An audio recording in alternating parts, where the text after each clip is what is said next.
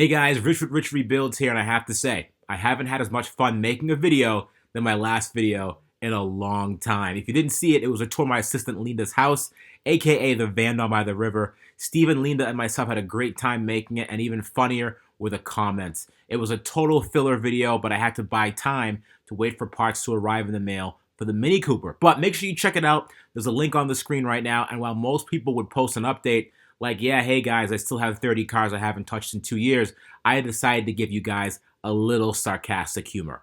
Well, maybe more than a little, but it was fun. I just let everyone know Linda made it to Texas.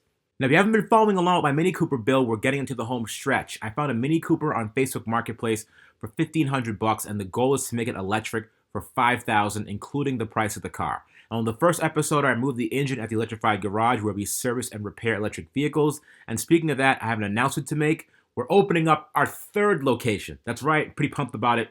We have one in Seabrook, New Hampshire, one in Ocala, Florida, and one in Dania Beach, run by Byron, a 7-year Tesla veteran that managed Tesla West Palm Beach, Florida. And after finding out more about Byron, it's funny, because he left South Africa to work at Tesla just like Elon Musk did. So I call him the great value Elon Musk, or the wish app Elon Musk. So let's give a warm welcome to store brand Elon Musk. So if you need any Tesla related stuff, EV related things, or just will have questions, give us a call and Omar will answer the phone. Omar, another former Tesla employee. Speaking of Tesla, a couple days ago I caught word that Tesla opened up themselves for people to diagnose and repair their own vehicles. They opened up their service portal, and well, it turns out that was just a bug, and Tesla put the immediate halt to making sure people could even have the simplest form of diagnostic ability. So this was fun. Anyways, so after the engine was pulled, we mounted the $200 motor we found from a school that had no use for it, ran the wiring, and in the last episode we found the batteries we wanted to use. We decided on Chevy Volt batteries. Why? Well, they were important because they were within our budget. Tesla modules would have been far too expensive, and lead acid would have been too heavy and not giving us the range we wanted. Now in today's episode, we're going to switch things up a bit. We're going to change a couple of things with the configuration of the Mini Cooper and start talking about some safety measures in the car in case things go wrong, and talk about why our original plan wouldn't have worked. But one more thing, I want to have a quick moment of silence for my buddy Sam. There's nothing wrong with Sam, it's just that today he was video chatting with his mom, and well, he heard the news that Uncle Rich stopped by, and well, I had to break some news to him. Anyways, on with the show. All right, Steve, let's do this, man. So where we left off before, wiring before looked pretty much exactly the same, and it looks exactly the same now because nothing was changed. But Except that rusty razor blade. Yeah, that wasn't there before. I had a rustier one there before. Oh. But I have the throttle cable hooked up, and I cleaned up some of the wiring, believe it or not. I have some conduit here that I don't know why this is here. But either way, what I have to do now is, because this is actually liquid cooled, this controller, so I have to find a way to have some liquid cooling here with a pump, a reservoir, and a radiator. So you have to make sure all the fluid going to this controller is cooled. And the way you hook that up is you have to have a mini pump here, and the pump has to connect to the 12 volts on this controller. What I'm going to do is I'm going to make it so that every single time you step on the accelerator pedal, the pump turns on and it starts flowing coolant, because that simulates a load on the motor as well as the controller. So what we're going to do now, we're actually going to fill the reservoir with coolant, so this could actually start cooling itself. I'm going to get my coolant jug and start pumping away, baby. Let's do this. So I have the coolant here. Oh, Dude, Richard. Oh, no. Richard. Oh, no. Dude, the flute. Gosh, my poor flute, man. Yeah, but what about your shoes? You also peed on yourself. Shoes are fine. You know why? These are Vesties, man. Waterproof, baby. All waterproof, man. Got nothing to worry about. Wow. I'm fine. You have Vesties on, too. Check this out. Ready? Yeah. You're fine. Thank you. Don't get it on my pants, though. Those are not waterproof. That's fine. Look at this. Look, ready? Add a shoe. Oh, that's nice. You're fine. You're good, man. I feel great. See? Vesties. Wow. Good stuff. Aren't they having a holiday sale? I think they are. Gotta get them for your loved ones? Hold on. They're having a holiday sale. Yeah, I'll get one for your loved ones, your enemies, your frenemies. You're in the friend zone. Get some for her too, man. Ooh, Seriously. friend zone? That sucks. Yeah, I know. It's not ideal, but you make it work. Trust me. She'll love them. Maybe you might get unfriend zoned. You know? Give her the nice Vesties. Like, hey, listen, these are waterproof. You're fine. And then boom, you're back in. Just like a pillow on your feet, man. Wow. Yeah. All right, we gonna clean that up, or? No, probably not. Remember I was having issues with the controller where I was getting that error light. I went into Putty. It's kind of cool because the Zilla has a built-in troubleshooting algorithm where you could actually diagnose your issues. And it said that the throttle pot was open, which is the pot means the potentiometer, meaning it wasn't connected properly. So in the last video, my connectors were probably like this. They weren't fully seated, and that was giving off the error message, and I didn't check for that. When I actually plugged those in, it still wouldn't work. It was still giving me an error message saying that, hey, this stuff isn't gonna work. Was not the problem. There was not the, you saw your princess in a different castle. The reason why it was giving the error message the second time was because, again, you have to make sure that your voltage settings are correct in your battery, because I was only hooked on the 2 terminals of the battery that output 60 volts, and the controller won't even turn on and drive power to the motor with anything under, I think it's like 70 volts or so, whatever it was set to. So I set it to the highest, and I switched the terminals on the battery to give it the full, 140 from one pack, and then it was fine. And then the motor started spinning, and everything was working fine. So just one thing to keep in mind. But again, yeah, keep in mind, stop screwing up. But again, the other few things I have to take care of are I need to set up a few relays to do a couple of things. I have to set up a inertia switch. An inertia switch, what that does is it detects any collision in the vehicle, and once it detects collision, it'll shut the controller off so the batteries don't keep going and it's not constantly setting power to the motor. It's similar to the airbag sensors in the front of the car. A lot of the times what will happen is that'll blow a fuse, a pyro fuse, and it'll kill all power going to the engine. So it's similar for EVs. I don't think I have one with me right now, but I have it I can't find anything because it's a mess. But I have to set that up, and I'll show you how to do that for safety measures. Also in the back, what I have to do is there has to be a things are going very wrong switch, and it's an emergency pull that I want to put back there that'll also cut power to the motor in case things go haywire. In a lot of cases, for a manual transmission EV, you could just push the clutch in, get into neutral, so if the motor starts running away and something gets welded shut, you can still put it in neutral and be fine. This is going to be a lot harder to put into neutral because there's no real clutch pedal to disengage the power. So you really have to grab it, slam it out of gear, and put it in neutral and hope for the best. So rather than that happening, I'm going to put one of the plugs that you pull in the back that disconnects the motor power. So that should be a lot easier to do. A lot of people have been asking about why can't you put things where you want me to put them. Like, for example, they want me to put the battery pack where the gas tank was. And ideally, that's where you'd put things. But unfortunately, these battery packs are so high, the battery pack would actually stick down about maybe 2 to 3 inches lower than the rest of the car. So you'd have some protrusion there. It's not really worth it in that case to put it underneath the car. That end, they would have to be sealed properly against rain and moisture. And I don't really think it's really... it's not in budget. We'd have to make a hermetically sealed box around the battery, and all that adds up. So when you think about it, you have to think about what you have to work with. A lot of people were like, "Hey, why didn't you pick different batteries?" Well, those batteries weren't on sale. And like if I switch to new batteries, then that adds to the budget as well. So we have to work in with the confines that we actually have on hand. And because we have those batteries, we have to make them work. And they won't work under the car because of the size. So we have to consider other options. I think we kind of know where that option's going. Here, let's raise the blade.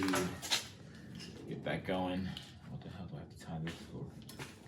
Get rid of this. What's this, dude? What's that?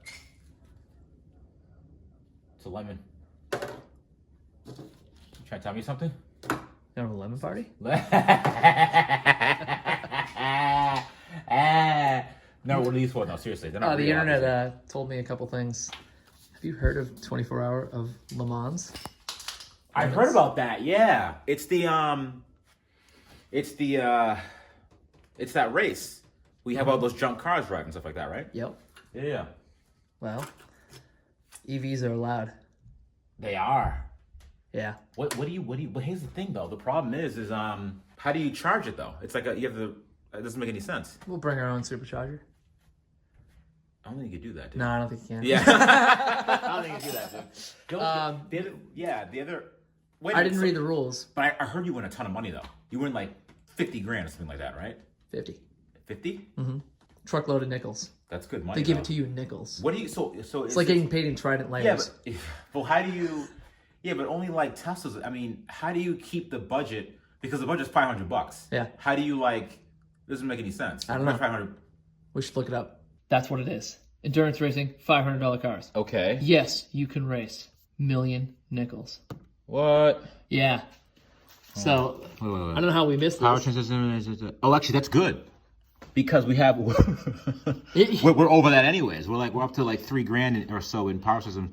Recharging. I mean, when we sell the motor to the Mini, we're at the $500 cap for the price. Yeah, we're probably pretty low. Because we get $1,000 for the blown motor once we fix it, and then it was $1,500 car, so it's $500 car. So hold on, wait. But swapping the battery though is legal.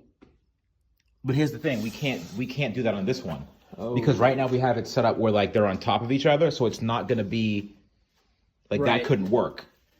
So we'd have to. We can get creative with this though. It's a million nickels, Richard. Yeah, it's a lot. It's a million nickels. Yeah, that's a lot of nickels. So you know what though? You know what we should do? What's up? Let's make it a thing. Let's make them hot swappable. Seriously. All right. Let's make it so that they're not so. Okay, so you know what? Having them under the car is no longer an option then. Remember way back when we were considering getting under the car and doing it? Yeah, it's like, we were considering getting under the car. And I don't think it's gonna be an option anymore because that's where the gas tank was, and now it can't fit in that cavity anymore. And again, we'd have to make the box, which that would disqualify us from both our own project and the budget for the... Wait, hold for a second. Yeah. That's 13 inches. The battery would sag down to the ground. It's literally scraping. Oh, it's actually no. At the highest point... Yeah, but remember that the wheels are also propped up on the rollies about 4 inches themselves. It would drag. It would literally be chafing the floor. So this is the highest point underneath the car, and we're still 5 inches below the bottom of the car. So it would still stick out. The battery would be about right down here, so...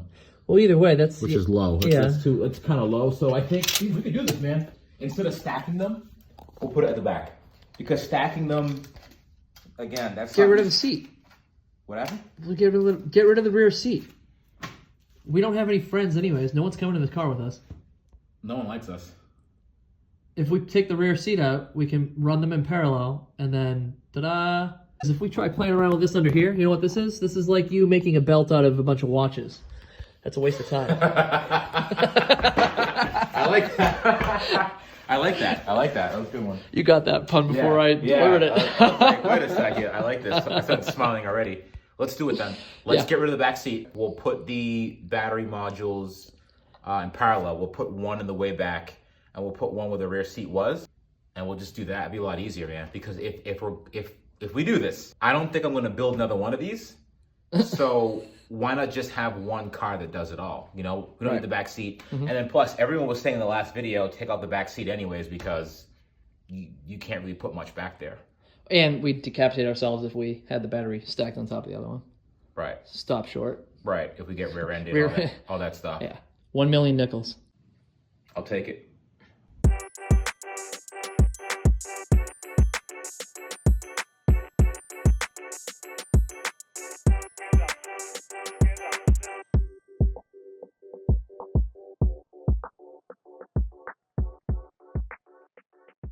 So the back seat was completely taken out and I put the sub panel to mount the batteries in its place. There'll be 2 batteries in the back now, not on top of each other, but more like a parallel setup. So there'll be one where the back seats used to be, and there'll be one here where the trunk area was. What I have to do now is I have to make sure I bolt this panel down, make sure the battery doesn't shift around too much. And I'm gonna use it using the similar bolts that I used in the back.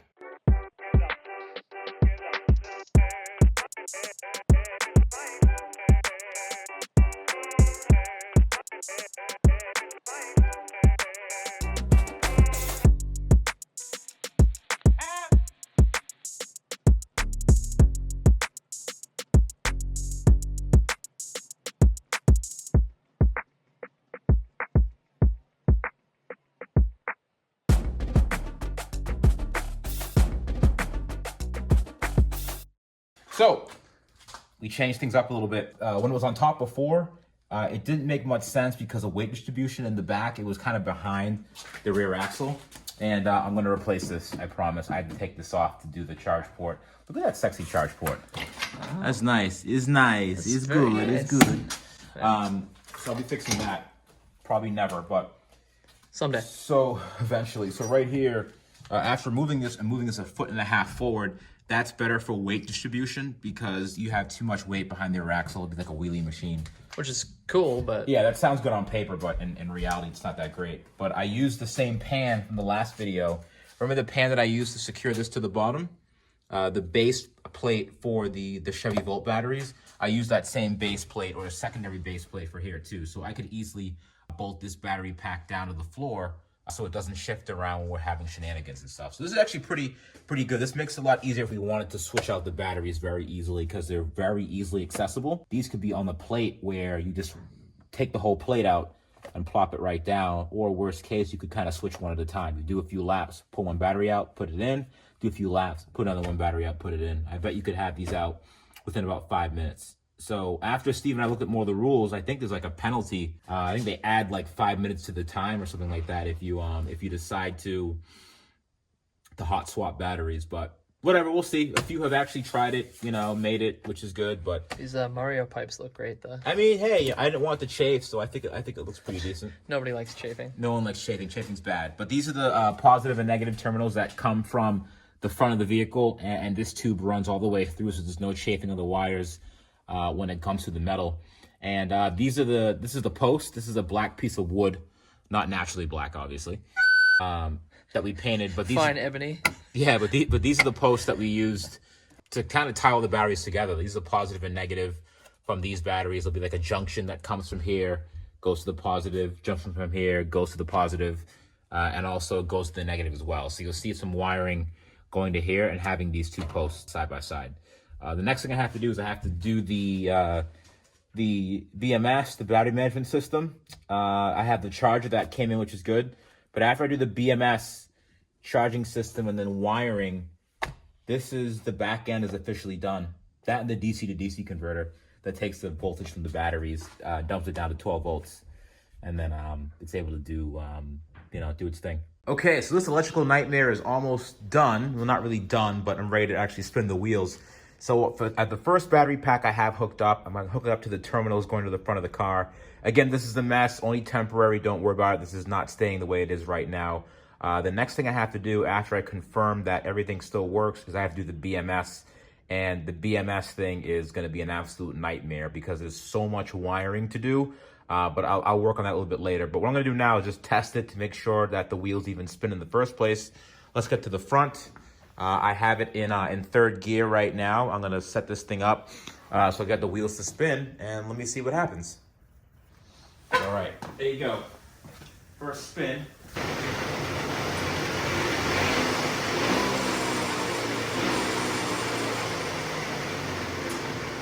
She's the spinning. That's definitely a good sign. Spinning is good. Okay, so let's talk about the elephant in the room. It's called the BMS, aka the battery management system. And the reason why it's very important is because those are one of the safety things put in place to make sure the batteries don't explode when they're overcharged. Basically, when I plug the car in, what the BMS does is it takes a small sampling of each one of the cells in the battery pack. See that connector right there? There's a connector here, 2 more over there, and there's a total of 4 more up there. It takes an individual sampling of each cell in the pack and makes sure it's not overcharged. It pretty much gives an overall health and the status of the battery, and it reports back to the charger to make sure the charger doesn't overcharge the batteries and therefore, in turn, they explode. Now, the reason why this is so time-consuming, I didn't want to talk about this, is because each one of these connectors has about 17 samplings of each cell. So there's 8 of these connectors total. Well, for a total of 17 different cells for each one. After I plug these heads in, I have to take this wiring, run it back to this power grid, and then this grid goes back into the BMS so it could report on each one of the individual cells, and in turn, again, talk to the charger. So this is a very, very time consuming. Again, it's like 17 wires each, total of 8. It's like 130 or 140 individual things that I have to cut, solder, and just kind of tie in together. So it's very, very time consuming, but at the same time, it's very very necessary. Those are one of the safety things I have to put in place. Secondly, this is a piece of wood here. Yes, you guessed it. That piece right there is a piece of plastic. I have to think of a very clever way to hide this because you don't really want high voltage exposed like this. I want to build some kind of box over that so that the terminal is coming from the front of the car. It doesn't just, who knows what's going to happen if someone's just reaching back here. I don't want them to get shocked.